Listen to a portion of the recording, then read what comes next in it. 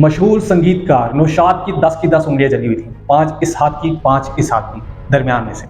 वो सिंगार लगाते थे, ख्यालों में खो जाते थे, पता ही नहीं चलता था कि उनकी उंगलियां जल रही हैं। दिमाग इस तरफ होता ही नहीं था, दिमाग किस तरफ होता था कि गाना लिखना है और उसको फेमस करना है, मशहूर करना है, नाम पैदा करना है। मतलब उनका एक ख्वाब था, एक बड़ा ख्वाब था कि कुछ बड़ा करना है।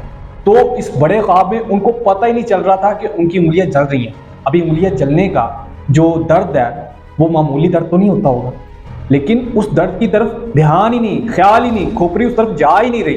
तो दोस्तों, जिनके ख्वाब बड़े होते हैं ना, उनको ये छोटी मोटी परेशानियां ये उनको कुछ भी नहीं करती। ठीक है, उनके ख्वाब बड़े होते हैं, ये छोटी मोटी परेशानी की वजह से वो अपने गोल से पीछे नहीं हटते।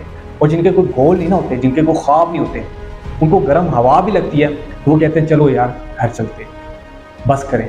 तो अपना ख्वाब, अपना गोल बड़ा रखो।